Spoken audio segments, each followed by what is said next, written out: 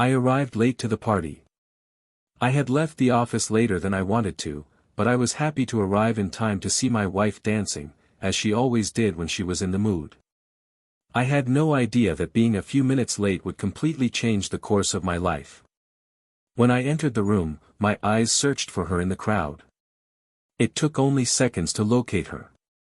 She was beautiful, glowing, with the red dress that clung to her body, twirling to the music as if there was nothing around her.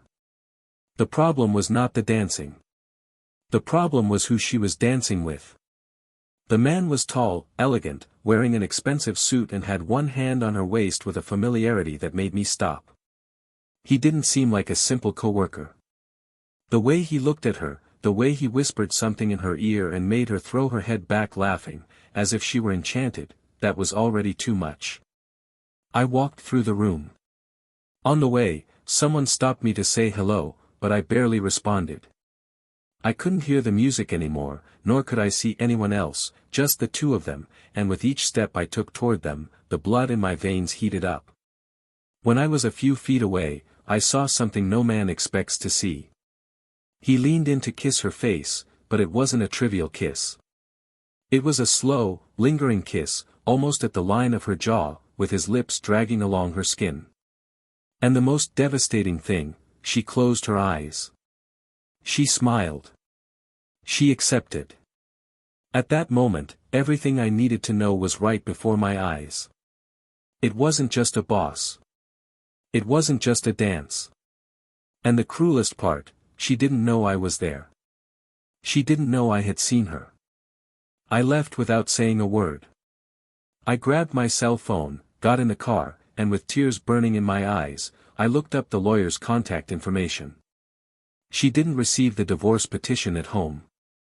She didn't have a chance to explain, to play the victim, to create a sweet and convenient narrative for herself. She was notified in court. And when she saw me sitting in front of her, with my gaze fixed and the evidence in my hands, she knew. She knew there was no going back. Her eyes searched mine, but there was no love there anymore. There was disappointment, anger, and a searing pain that no apology could heal. She tried to argue, tried to say it was just emotional confusion, that she didn't know what she was doing. But her words felt like dust trying to cover an avalanche. She hadn't expected me to see it with my own eyes. And she wasn't ready to deal with the consequences. The lover. He was the most shameful part of this story. I found out, through a mutual colleague, that my wife was being valued at the company with promises of advancement.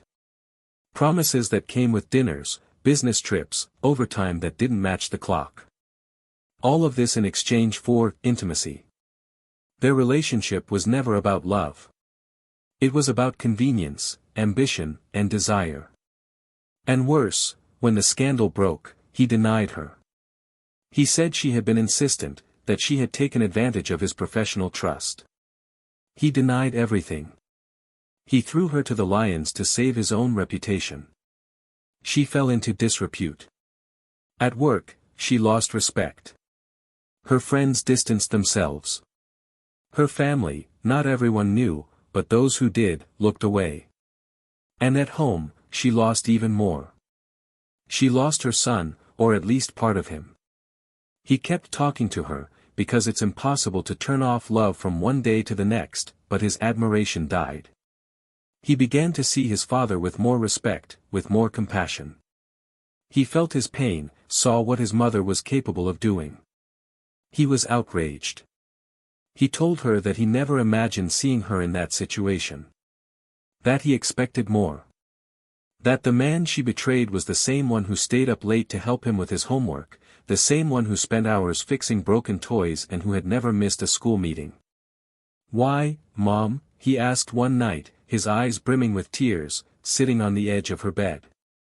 "Why did you do that?" She couldn't answer. She tried to say that she felt lonely, that her marriage was cold, that she needed to feel alive again. But it all sounded selfish, petty, cruel. Because she had opportunities to speak. She had moments when she could have said that she was unhappy, that she wanted to change. But she chose to betray. She chose omission. She chose silence. And then, the kiss.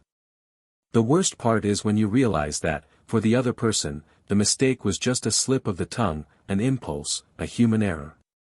But for the person who is betrayed, the mistake becomes a crack that breaks the heart into 1,000 pieces, and each piece seems to hurt more than the last.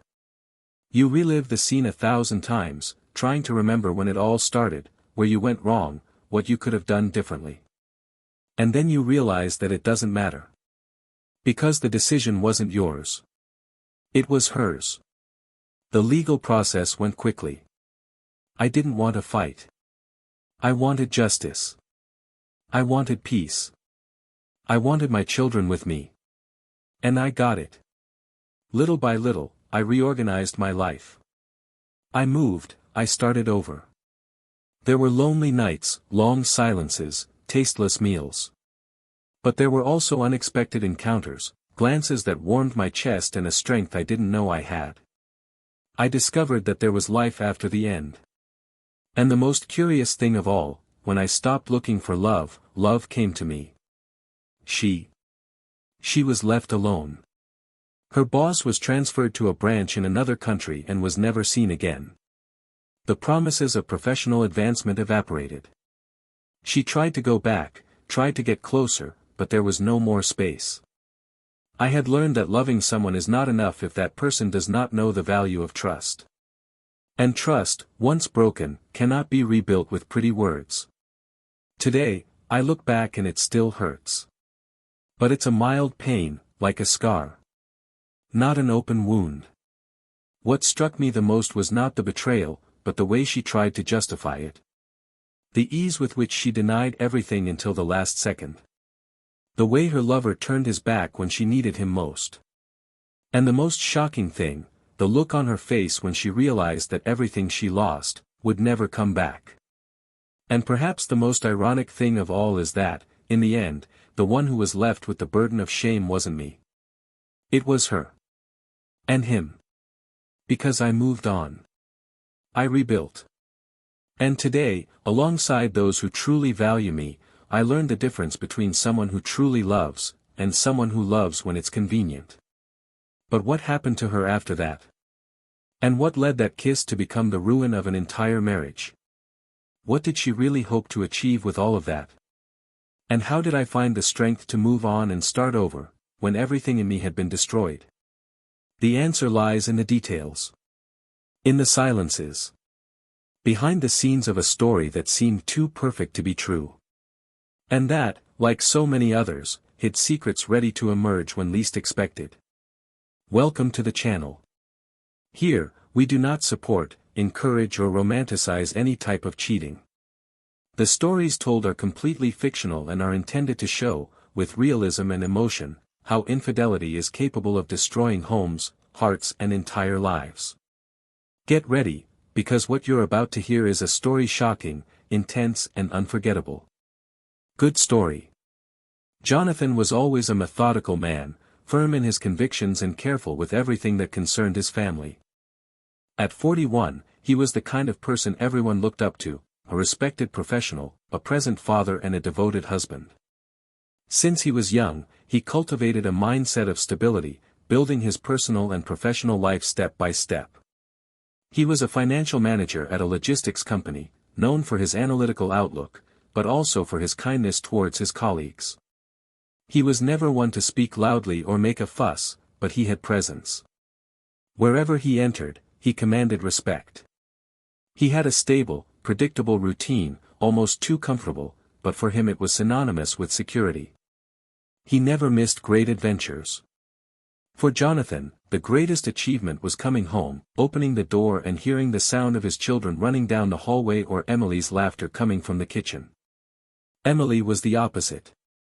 At 38, she had a light, contagious air about her, with an energy that made any room seem more alive.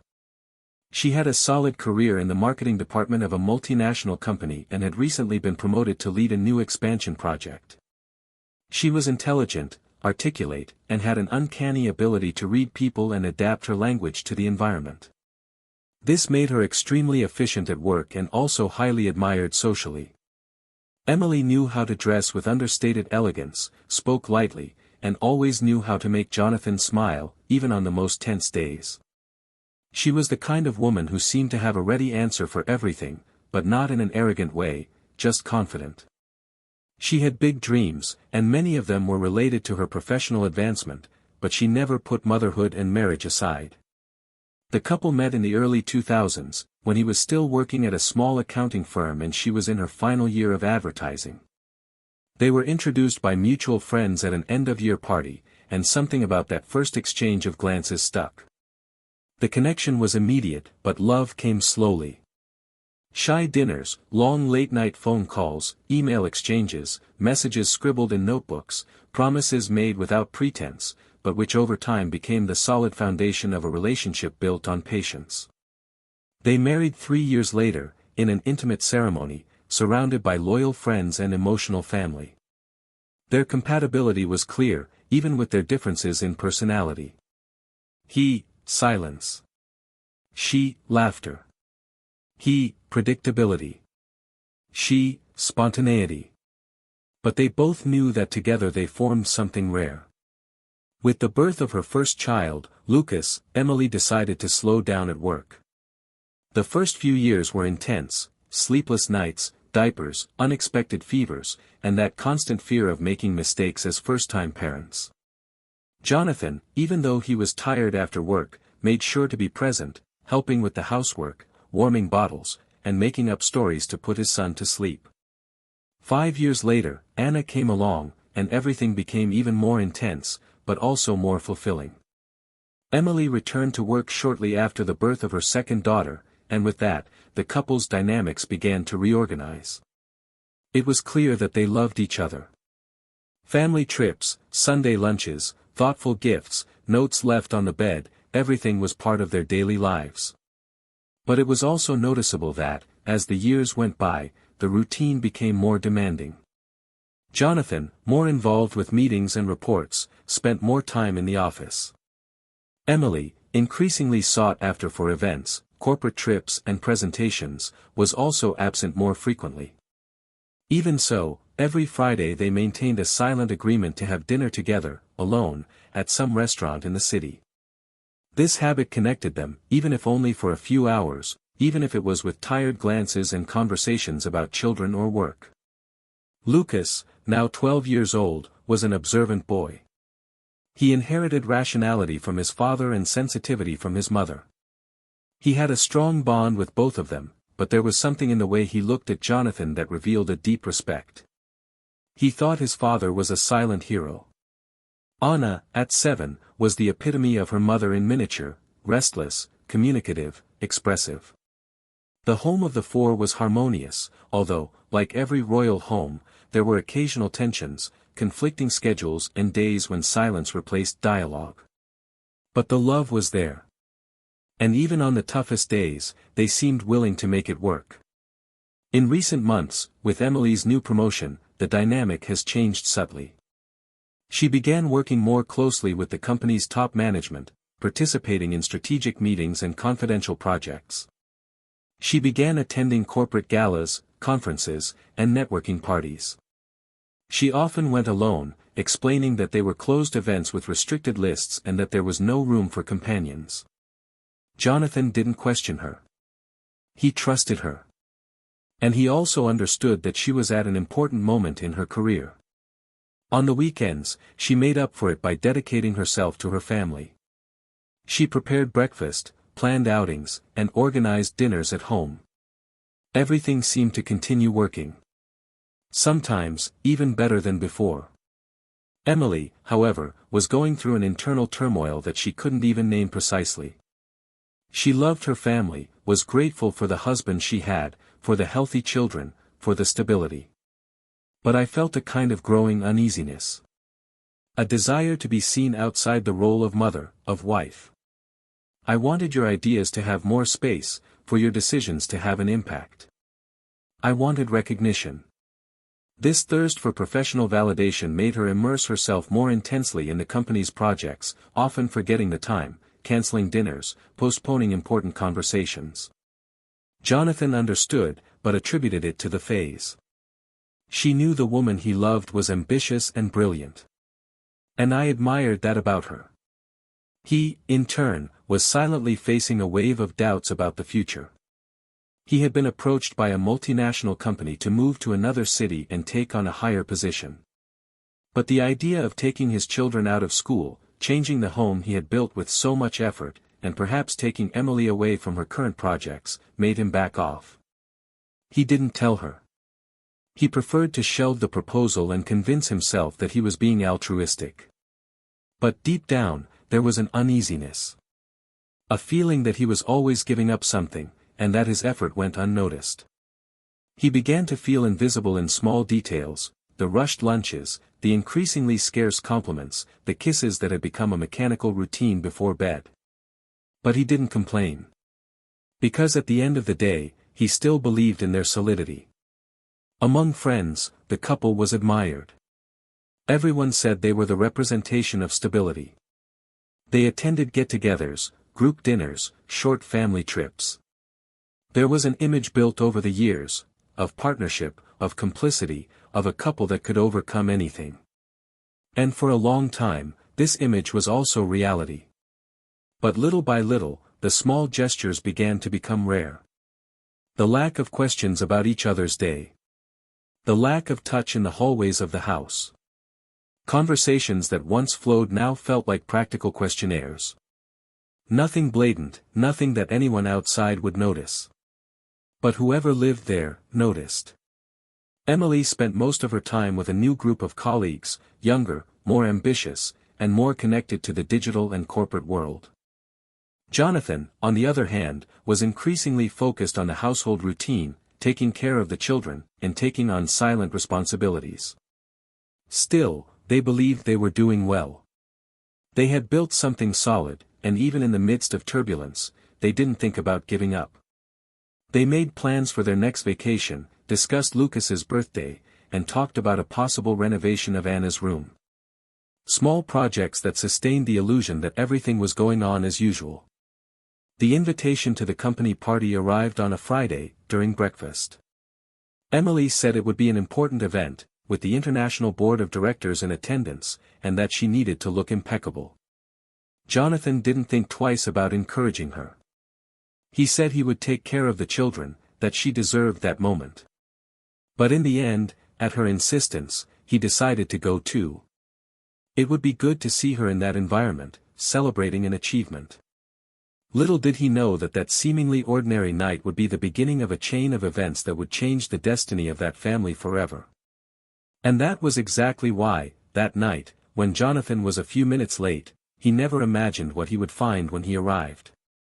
In the week leading up to the party, Emily seemed more involved than ever with the preparations. She was electrified, paying attention to every detail, worried about her dress, her hair, the right shade of lipstick. She spent hours on her cell phone, sometimes exchanging messages with colleagues, sometimes analyzing the speech she would have to give during the award ceremony. Jonathan watched from a distance, with a certain admiration, but also with a silent discomfort. He knew she took everything seriously, that she was demanding of herself, that she wanted to impress, but all that anxiety seemed disproportionate to him. On Thursday night, she asked him to pick up the children from school because she needed to do the dress fitting more calmly. She arrived late, almost midnight, saying that the seamstress was late, that she was stuck in traffic, that she still had work to finish. He was already in bed, half asleep, and just kissed her on the forehead before telling her that he loved her.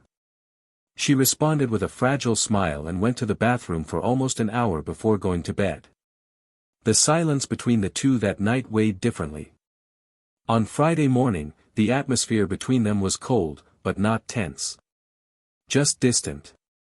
They had coffee together, talked about Anna's presentation at school the following week, about a leak in the laundry room's plumbing, about the credit card bill that came in too high. Practical matters, mechanical resolutions. Emily left in a hurry, wishing everyone a good morning with an air kiss, while grabbing her keys and bag. Jonathan stood there for a few seconds, staring at the already closed door, with that feeling that something was slipping through his fingers, but without knowing what exactly. He went back to his work routine, trying to ignore the tightness in his chest. That night, he was late. A last-minute meeting had gone on longer than it should have, and he ended up stuck in traffic for almost 40 minutes. He thought about texting Emily to let her know, but he decided not to disturb her. He knew how important that event was to her. When he arrived at the ballroom, he noticed that everything was impeccable. The ambience was sophisticated, with well-distributed lights, instrumental music in the background, waiters walking around with trays and guests in formal attire laughing in small groups. He looked for her with his eyes. And there, in the center of the ballroom, amidst laughter and subtle dance steps, he found the scene he would never forget. Emily was dancing. Her red dress stood out in the crowd. Her expression was light, almost childlike, her eyes half closed, as if she were allowing herself a moment of surrender. But what paralyzed Jonathan was not his wife's beauty, but rather the proximity to the man who accompanied her. A man he knew only by name, seen in photos and mentions during dinners. The company's new regional director, recently arrived in the country. A charismatic, articulate man, with a history of leadership admired by many. Tall, with impeccable posture, a well-fitted suit, steady hands. But what caught Jonathan's attention was the way those hands rested on Emily's waist, too naturally. The way his eyes gazed at her lips as she said something and then laughed. The way he leaned in, lightly brushing his face against hers, too long, too intimately. Jonathan couldn't move immediately. He felt his blood run cold in his veins, his heartbeat quicken, his palms sweat. It wasn't an explicit scene. But it wasn't something innocent either. He felt his stomach churn. He thought about turning back, but something inside him pushed him forward. He cut through the room, dodging people, ignoring looks. The man bowed again. Jonathan quickened his steps. Emily laughed, closing her eyes. And then, the touch. His lips landed on her face, slowly, dragging, like someone who already knows the way. And her smile remained, like someone who is comfortable, like someone who consents. It was at that moment, before any words were spoken, that Jonathan understood. There was no longer any doubt. It was not a kindness. It was not an isolated gesture. It was the summary of something that had been happening for a long time. She was not startled. She did not flinch. And it was this lack of reaction that hit him like a punch in the chest. There was no confrontation. There was no scandal. Jonathan stopped a few meters away, watched for several long seconds, then turned and walked towards the exit. His eyes burned, but he did not shed a single tear. What kept him standing at that moment was his wounded dignity, a shattered pride that still refused to give in. That night, he didn't go home. He drove aimlessly for hours. He stopped at a gas station, bought a bottle of water, and tried to calm his thoughts. At some point, he parked the car in front of the sea and stood there, watching the moon reflect on the waves, wondering when the woman he loved had become a stranger. And why? He tried to find signs that he might have ignored. Little words, mood swings, averted glances. He felt like an idiot for not having noticed. He felt used, deceived, diminished. The image of Emily smiling at that man ate away at him inside. The way the kiss happened, how natural it was, how it seemed part of a routine that no longer included him, all of this kept hammering at his head. When he finally returned home, the children were already asleep. The hallway light was on, as they always left it. In the bedroom, Emily slept with her face turned away. She looked peaceful. Jonathan watched her for a few seconds, trying to find in her the woman he had shared the last decade and a half with. But he only saw shadows. There was no anger yet. There was pain. A kind of sadness that doesn't expand into screams, but contracts silently inside, eating away at every memory. In the following days, she behaved as if nothing had happened. She commented on the party, praised the food, talked about the awards, laughed with the children at breakfast. Jonathan, on the other hand, remained silent. He didn't mention anything. He observed. He noticed the tone of his cell phone vibrating at night, the smiles exchanged while answering messages, the sparkle in his eyes when he talked about work. Something had broken inside him, but he didn't allow it to overflow. He needed to understand. He needed proof. He needed to be absolutely sure that he wasn't being paranoid, even though his heart already knew. He hired a private detective. He gave the man's details, described her schedule, the places she frequented. He waited with the patience of someone who knows that the truth, sooner or later, escapes. And when the first reports arrived, there was no longer any room for doubt. Meetings outside of office hours, private dinners, times that are incompatible with the company's schedule. Everything carefully documented. Everything there, exposed, like an open wound. Jonathan then made his decision. He hired a lawyer, organized the evidence, and started the lawsuit. But he chose not to say anything. Not yet. He would wait for the right moment. In the meantime, he kept up his routine. He took the children to school, smiled at family dinners, helped with their homework, said goodnight with a kiss on the forehead. But inside, every gesture was a silent goodbye. Emily didn't notice.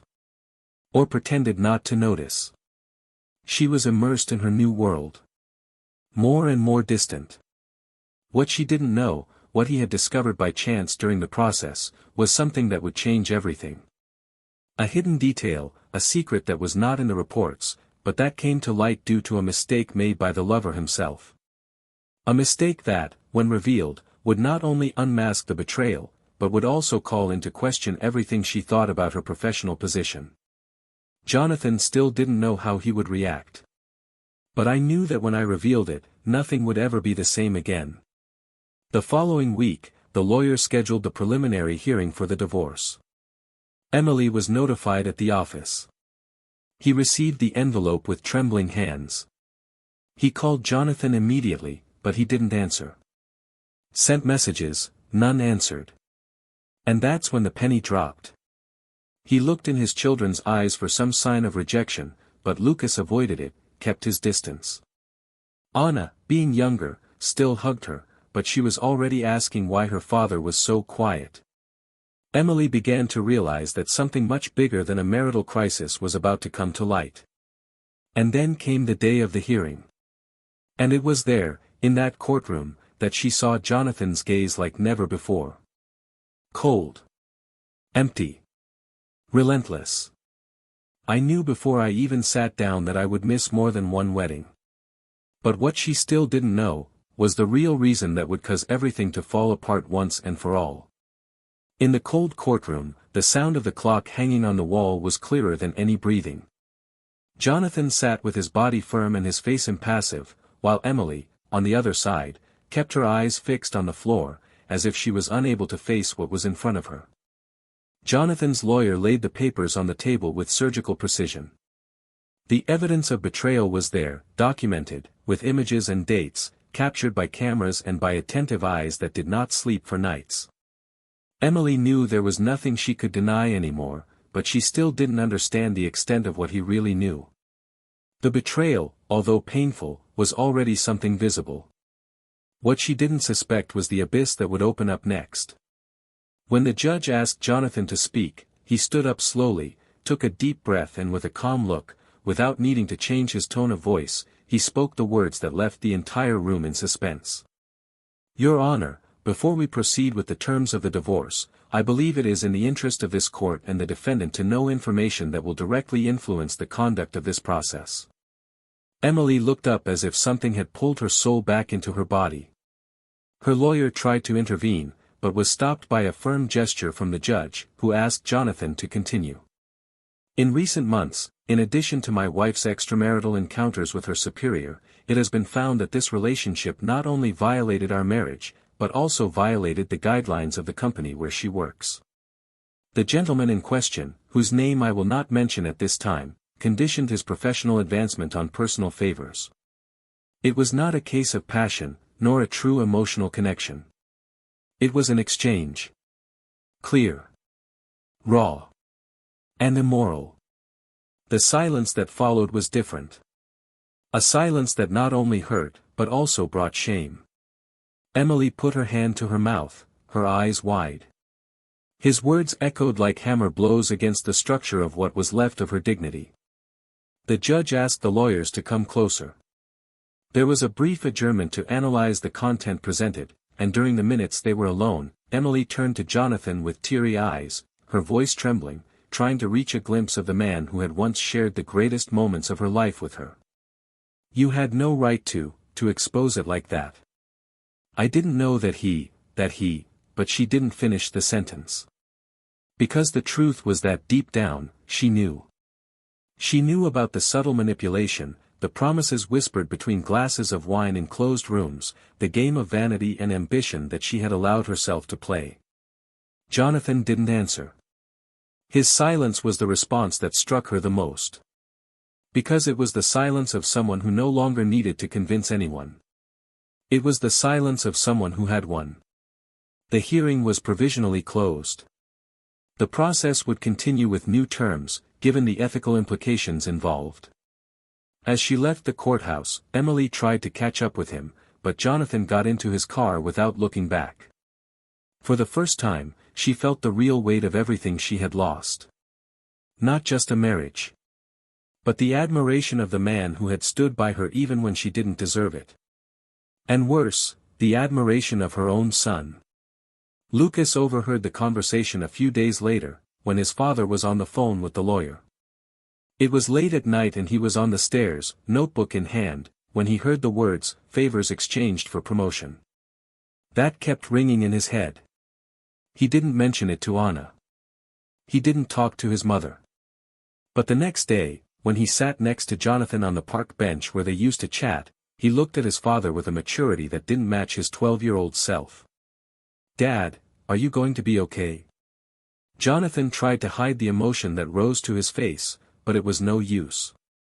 He swallowed hard and answered with a sad smile. "Yes, son. I'm trying." Lucas didn't say anything else at that moment. But his silence carried a kind of respect that words couldn't express. Emily, on the other hand, began to feel the immediate consequences of her choice. The atmosphere at work changed. The looks that had previously been filled with admiration now avoided her contact. The bosses who had previously praised her now ignored her in meetings. The director himself, her ex-lover, had been transferred to a unit on another continent, and even though the scandal had not been made public, the atmosphere carried an implicit distrust. She began to be avoided in the hallways. Her projects were gradually redistributed. And the only thing left was the sound of Jonathan's unanswered messages and Lucas's silence at dinners at home. One night, when she saw him sitting on the couch watching TV with Anna, she tried to get closer. She sat down next to him, put her hand on his knee, and in a low, almost pleading voice, said, "I know you're hurt by me. But I'm still your mother." Lucas remained silent for a few seconds. Then, without looking directly at her, he replied, "I know. And I don't hate you. But I'm ashamed of what you did." She froze. She wanted to argue, explain, justify, but nothing she could say now would change the fact that the boy already saw his father with different eyes. Eyes of pride. And hers, with disappointment. The days went by. Jonathan took a vacation and decided to spend some time away with the children. Emily insisted on seeing Anna on the weekends, and he didn't stop her. But with Lucas, it was different. The boy refused. He said he was busy. He avoided being alone with her. And this was destroying her in silence. One day, while leafing through an old photo album, she found a picture of the four of them on a beach, smiling, covered in sand and sun. That completely disarmed her. She cried for the first time without holding back her sobs. She cried not because of the public exposure, nor because of the loss of her budding career, but because she had broken something that not all the love in the world could rebuild, trust. Meanwhile, Jonathan was rediscovering something within himself that he had left dormant for too long. He began to take better care of himself, reconnected with old friends, and went back to attending social events that he had previously avoided. He was not looking for a new relationship. But he allowed himself, for the first time in years, to breathe without the weight of doubts. And it was on a random night, during a charity dinner hosted by a longtime friend, that he met Isabel. She was not exuberant, nor did she make an effort to impress. But there was a calm presence about her, a delicate intelligence, a gaze that did not demand anything, only welcomed. They talked for hours. And at the end of the night, they exchanged only a phone number and a shy smile. Jonathan went home with a light heart. Not hopeful, but at peace. In the following days, Emily tried to contact him in every way. She wanted to talk, to truly apologize. But he wouldn't answer.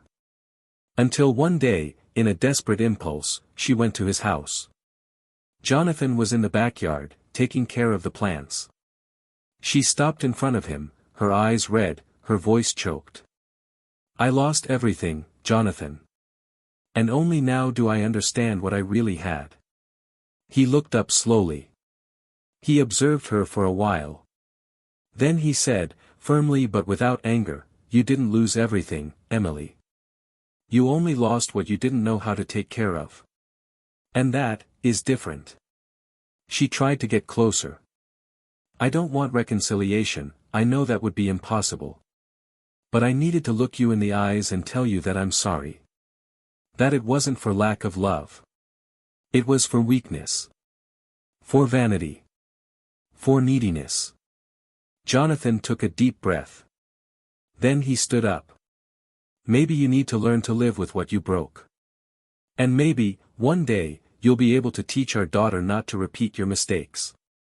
And then he went into the house, leaving her there, alone, with the sound of the leaves and the weight of her own choices. That night, Emily wrote a letter to Lucas. Not to justify himself, but to say that he understood his pain. That would be there, always, even if far away. Who hoped that one day he would trust her again. Lucas read it. He didn't answer. But he folded the letter carefully and put it in the drawer where his most important belongings were kept. Because deep down, there was still love. But also a memory. And memory doesn't forgive easily. Jonathan, for the first time in years, fell asleep with the window open, feeling the wind come in and not bring the past, but only the breeze of a new future that was beginning to take shape. Isabel had sent a simple message that afternoon: "I enjoyed our conversation. I hope life is treating you well." He smiled as he read it. And for the first time, he felt that maybe life was finally starting to treat him. Life does not start over with a snap, it does not reorganize itself like someone closing a folder and opening another, clean, new, immaculate. It crawls along dirt paths, sometimes rough, sometimes treacherous, and forces us to walk even when our feet are still bleeding. This is how Jonathan lived the weeks following the court.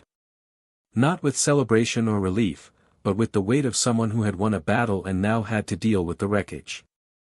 He took no pleasure in seeing Emily weakened, he was not proud of having exposed the truths that she herself had buried, nor did he seek revenge. His silence was the reflection of a tired, scarred soul, but still in the process of healing. He just wanted to move on, even without knowing exactly where. As the days went by, his house began to take on a new rhythm. The children returned to school, schedules were re-established, and the environment was gradually reshaped. Emily showed up to see Anna every 15 days, with the punctuality of someone trying to hold on to what they still have left. She no longer entered without being invited, she didn't touch anything, she remained restrained, delicate, almost like a visitor walking on eggshells inside a place that was once her home. Anna, still too young to understand all the complexity, ran towards her mother as if she couldn't see the cracks, but Lucas avoided even looking at her. He was polite but distant, kind but cold. I answered what was necessary, and that was it. There was a natural protection for his father in him that had become an invisible shield between the two. Emily felt that wall, and it hurt her more than any formal sentence. It was the weight of the consequence. Jonathan, in turn, kept in frequent contact with Isabel. They began to meet little by little, first in quick coffees, then on nighttime walks along the seafront, and later in long, silent dinners, where the connection was felt more in the gaps between one sentence and the next. He didn't talk much about the past. Isabel didn't insist. She could see in his eyes that the wounds were still there, and instead of trying to heal them urgently, she chose to respect them. What was born between them was light but strong, made of a rare mix of admiration and peace. Jonathan didn't expect to find someone so soon, but there was a silent welcome in Isabel, a form of presence that didn't demand or pressure, just stayed. And that was what he needed at that moment, someone who knew how to stay. Emily continued working, but in a less visible area. She had been reassigned to a more technical role, with less exposure, less power. Her image was still associated with the scandal, even if no one commented on it directly. She knew that trust had been eroded. Many colleagues avoided being alone with her, as if the mere contact could jeopardize their own trajectories. The friendships that remained became lukewarm. She spent most of her days in silence, doing tasks and answering emails, eating lunch alone, avoiding crowded elevators. The woman who once lit up the rooms now went unnoticed in narrow hallways and uncomfortable glances. And the most painful thing was knowing that it wasn't unfair. She knew that she had been complicit in a game of ambition, that she had allowed herself to be seduced by something that wasn't love, that she had exchanged stability for a fleeting desire for validation. She carried this knowledge like a stone tied to her chest. One Sunday afternoon, Emily called Jonathan. Not to ask for another chance, but to propose something unusual. She said she would like to talk to Lucas, just the two of them, without interference, without defense, without script. He hesitated. He thought about refusing. But there was something in her voice, a disarming fragility, that made him give in. Lucas, upon hearing this, did not respond right away. But, after a few minutes of silence, he said he would accept. Not because he wanted to, but because he needed to. And so, they scheduled the meeting. It was at Emily's house, for the first time since the separation. She prepared the place carefully, took down the old picture frames, and put away the objects that could cause discomfort. They sat on the porch, the sun was already hiding behind the trees, and there was a scent of mint in the air coming from the garden. Lucas had his arms crossed, his posture tense. Emily tried to smile, but the smile died before it could appear. She took a deep breath and began. She talked about how much she had done wrong, without trying to justify herself. She said that she had failed him, his father, herself. That she had let herself be carried away by petty feelings, that she had exchanged the essential for the immediate. I don't expect you to forgive me, son. I just want you to know that the pain you feel. I feel it too. He remained silent. Then, with a direct and firm look, he asked, "Do you still love Daddy?" Emily was taken aback. She swallowed hard. Yes. But love doesn't erase what I did. Lucas looked down, and fiddled with the toe of his sneaker with his foot. I love you too, Mom. But I can't look at you the same way. And that. I don't know if it's going to change. Emily nodded. A tear fell, but she didn't try to wipe it away. She accepted it. Because that was it, the naked truth, spoken with the frankness of a boy who had been forced to grow up too quickly. Jonathan received his son later that evening. He didn't ask what they had talked about. Lucas just got in the car, buckled up and said, she was honest. It was hard. But it was important. Jonathan nodded, saying nothing. And this silence between father and son was now a pact. A wordless understanding that shared pain could also be a bond. Isabel, upon realizing the emotional closeness that Jonathan had with her children, began to integrate little by little. He didn't force his presence, he didn't try to take up space. But little by little, Anna started to call her to play, and Lucas, with his usual calm, started to ask questions about the books she was reading. Jonathan watched everything with a mixture of surprise and gratitude. He felt that, despite everything, something new was taking shape before him. Not an impulsive restart, but a possible construction. Emily, one night, decided to write a letter to Jonathan. Not to ask for feedback, but to say thank you. Thank you for not exposing her publicly more than necessary. Thank you for allowing Anna to continue to have contact with her. And mainly, for always being an exemplary father, even in the face of everything. I didn't expect an answer. Just wanted to say. Jonathan read the letter in silence, already lying down. When he finished, he turned off the lamp and stared at the ceiling for long minutes. I didn't feel angry. I didn't feel sorry. I felt a different respect. The kind of respect that comes from acceptance. She had lost everything she valued most. And maybe, finally, he had learned what really mattered. The moral dilemmas continued to resonate. Emily knew she was no longer seen as the brilliant professional, nor as the charming woman everyone admired. But she began to be seen, by herself, as someone who needed to rebuild, brick by brick, her own identity. I was aware that full forgiveness might never come. But she also knew that her role now was different, to show, with her actions, that she could still be a present mother, even without applause. And that was already a start. Jonathan was also living his own dilemma.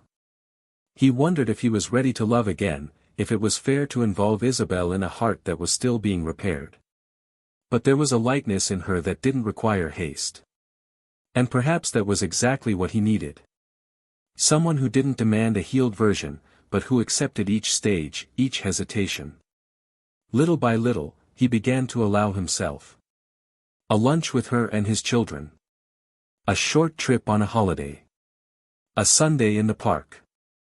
Small gestures that didn't seem like big things, but that in real life, where wounds take time to heal, represented big steps. The past was not forgotten. But now, it was a closed chapter. And the most impressive thing is that neither pain, nor betrayal, nor regret had become the protagonists of that story. What remained, deep down, was reconstruction. And it was at that exact point that everything began to prepare, for the inevitable end.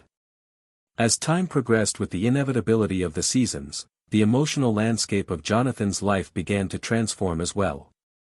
The chaos had already ceased, but the silence that remained was not exactly calm. It was dense, as if everything was still in suspension, as if at any moment a gesture or a word could change the course of things again.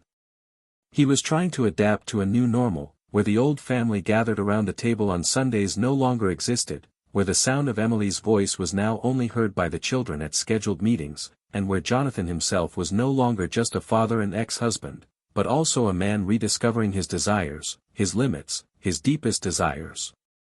The relationship with Isabel remained strong, but he still walked cautiously, not out of fear of her, but out of respect for what he had experienced. She understood this, and that's why she stayed. No charges.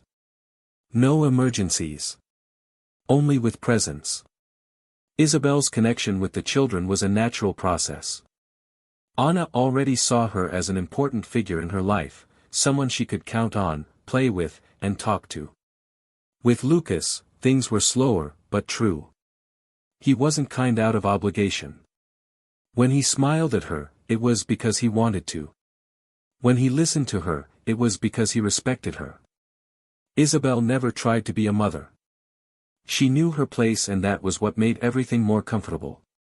One afternoon, when Lucas came home from school and found her reading on the living room couch, he sat down next to her and, without taking his eyes off his notebook, said, "You're different. And that's good." She didn't respond with words, she just looked at him tenderly. And in that silence something rare was born, trust. Emily, on the other hand, faced her days as if she were crossing a minefield, treading carefully on each new emotional territory. She had given up the promotion that would come in the next cycle. She preferred not to expose herself anymore. She was starting to look at work with different eyes, with less thirst and more balance. But outside of there, her loneliness was a barren land. The friends that remained were too busy or too uncomfortable to stay close. The long nights became a reflection of what she had become, someone who had lost more than she believed possible, not through bad luck or injustice, but through choices. Through decisions that, at the time, seemed small, but that, when added together, opened huge holes. On one of those nights, while looking through an old folder with drawings of the children, she found a scribble made by Anna with the phrase, "Mommy is my sunshine." And for a second, the world seemed to collapse on her shoulders. Because now, more than ever, she knew that she had stopped being that sunshine. Even so, she persisted. Not out of pride, but because she knew there was still room to do something right. She tried to be there for Anna in a better way. It wasn't enough to just show up. She needed to make herself felt.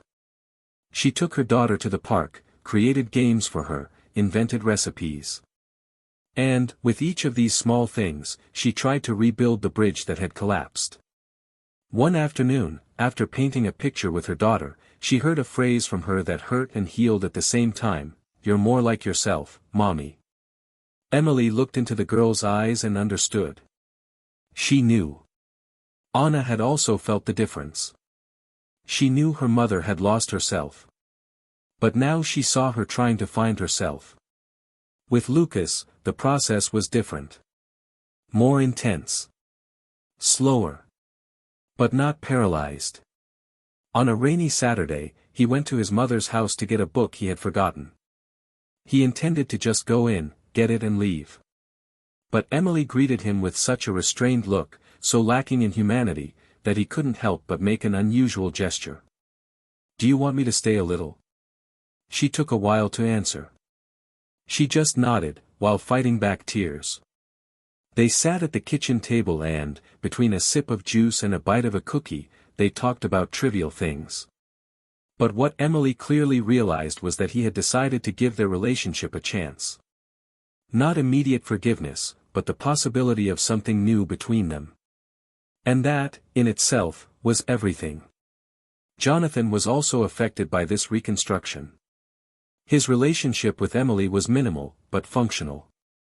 They talked about their children, decided together what was necessary, exchanged dry, direct messages. But there was no more resentment. There was only a space that had been filled by something else. Not hatred. Not contempt. Just absence. And in that absence, he found peace. There was no desire for revenge, nor any need to prove anything.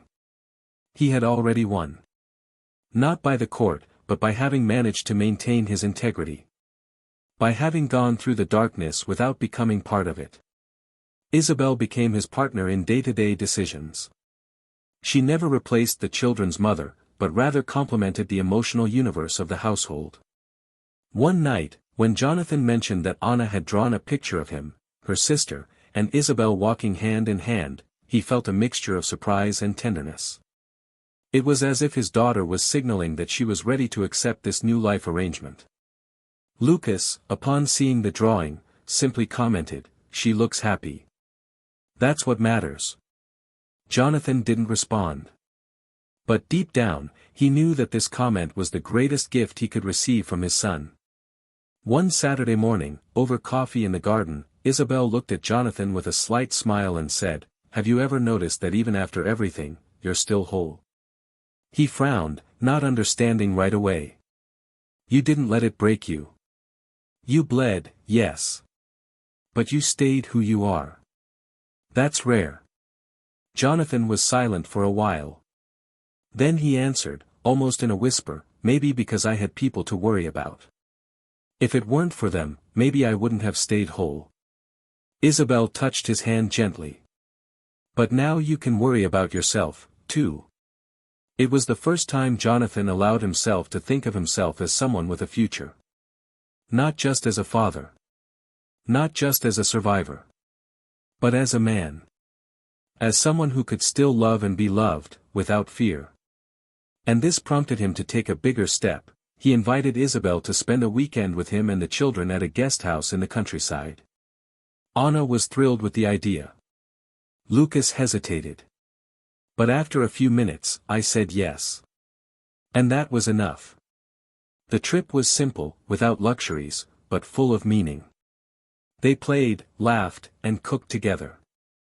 And on the last night, around an improvised campfire, Lucas looked at Isabel and said, "You make my father smile differently." "Thank you." She didn't answer. She just hugged him tightly. And in that hug, he felt something he hadn't felt in a long time: security. Emily found out about the trip from her own children. And for the first time, he didn't feel anger or jealousy. He felt sadness. A sadness that did not call for revenge, just reflection. She spent that weekend alone, but not in despair. He took the opportunity to think about the life he had had and the life he wanted to build from then on.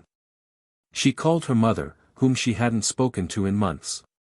He rekindled an old friendship. He began writing letters that he might never send. But they helped her reorganize her thoughts. The following week, she made an appointment with a therapist. She decided she needed to dive deeper into herself. Not to defend himself, but to understand why he had made the choices he had. She wanted to rebuild herself, not for Jonathan, not for the children, but for herself. She knew there was something inside her that was still out of whack. And for the first time, I wasn't ashamed to admit it. Time moved forward, and with it, the characters in that story were taking on new roles, new versions of themselves. But the most shocking thing was yet to come. Because in the midst of this new rhythm, when everything seemed to be settling down, unexpected news arrived at Jonathan's door. An envelope. Sealed. No sender. Inside, just a printed sheet, with a few words.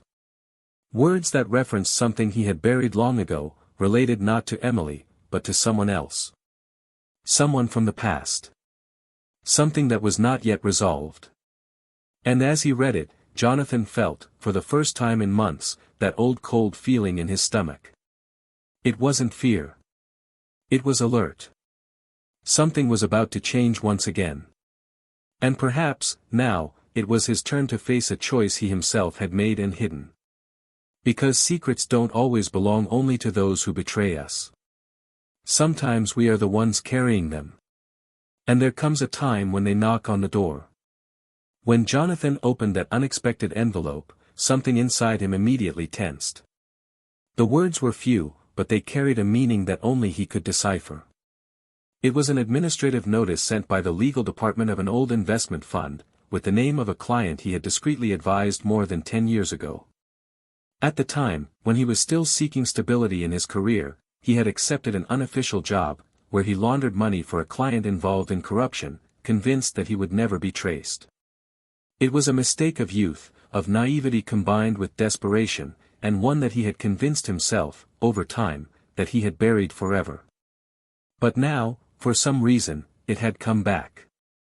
It was not a direct complaint, not yet, but rather a warning. An audit by an international body had reopened the case, and Jonathan had been mentioned in a preliminary report. The shock drove him into silence.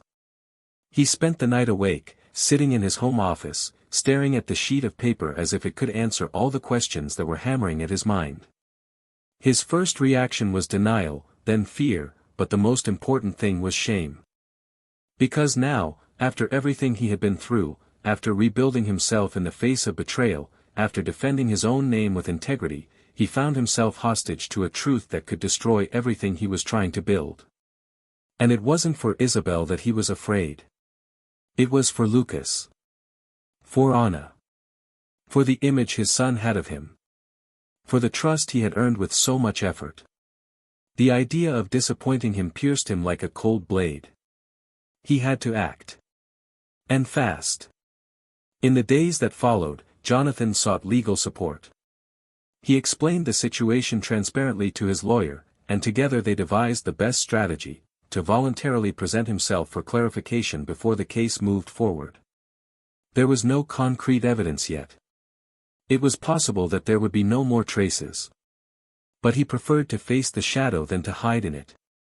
It was a choice that, although late, finally put him on the right side of history. And that was exactly why, when he told Isabel what was happening, he found in her not judgment, but strength. She was neither surprised nor disappointed. She looked at him with the same firmness as always, held his hand and said, "We all have chapters that we want to tear out. The important thing is how we finish the book. At that moment, he realized that true love is not made of idealizations, but of acceptance and courage. Meanwhile, Emily continued her silent journey. The therapeutic process was beginning to bear fruit. She no longer cried for no reason, no longer carried each day as a burden. She began to look within herself and recognize the ruins she had helped to build.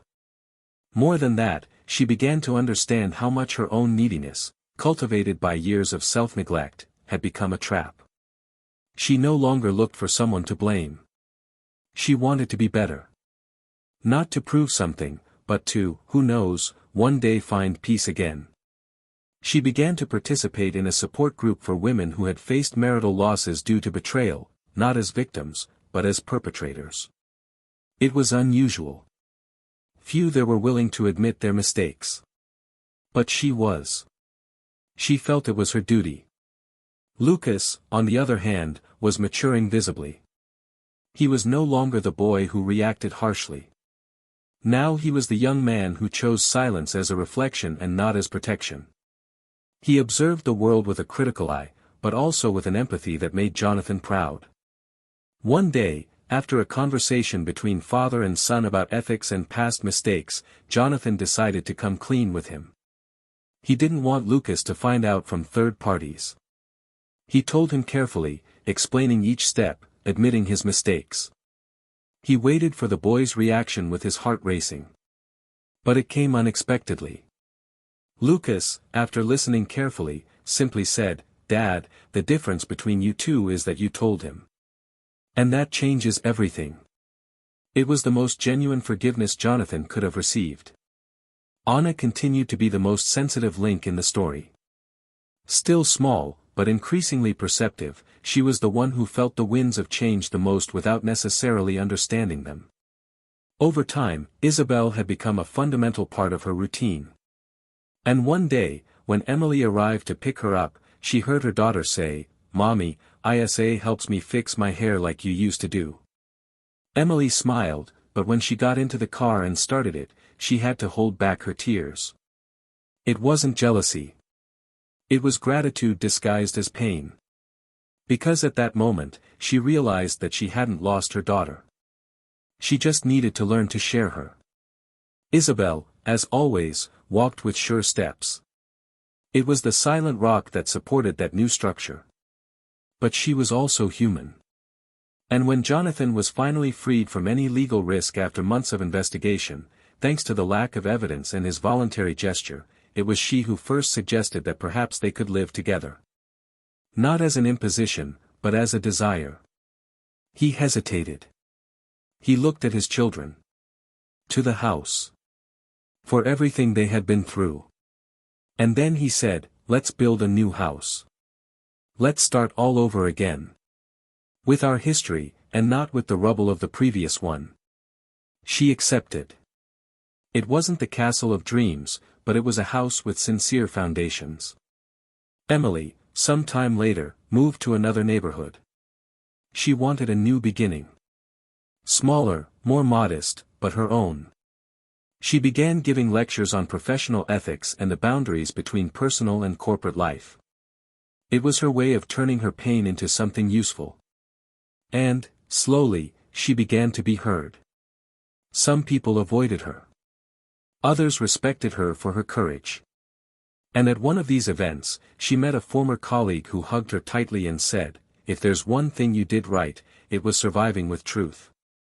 Emily didn't respond. But, deep down, she knew that this was the greatest compliment she could receive. In the new home built by Jonathan and Isabel, life began to pulse with different colors. Sundays were different, with long breakfasts, laughter in the garden and conversations that lasted for hours. Lucas now played the guitar. Anna asked questions about everything. And one of those mornings, as they all sat together, Isabel handed Jonathan an envelope. Inside was a photograph. It was a recent portrait, taken by a friend, of him smiling with his children and her in the background, holding a cup of tea. "This is our family now," she said. He looked at it for several seconds. And then he replied, "Yes. And it's better than I could have imagined. A few months later, at an end-of-year school party, Emily and Jonathan crossed paths again. It was the first time they had looked into each other's eyes for more than 2 seconds. There was no accusation. There was no hard feelings. Just a slight nod. A mutual recognition that the pain had run its course. Emily held Anna's hand. Jonathan talked to Lucas about the next steps in college. And, in that courtyard illuminated by Christmas lights, there were no winners or losers. Survivors only. Each one with their own story. Each one with their own ghosts. But, above all, with new choices. And now I want to hear from you who have followed us this far. What did you think of this story? What part touched you the most? Leave your comment below, we really want to hear your opinion. And if this story caught your attention, moved you, or made you reflect, take the opportunity to subscribe to the channel, activate notifications, and share it with anyone you think needs to hear this message. Because in the end, this story shows us, with brutal clarity, that betrayal doesn't just destroy relationships. It destroys respect, admiration, time, peace, identity. It breaks homes silently, and sometimes without return.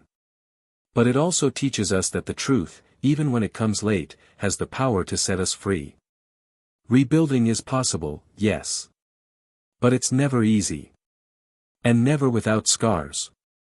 This channel is, above all, a space for reflection.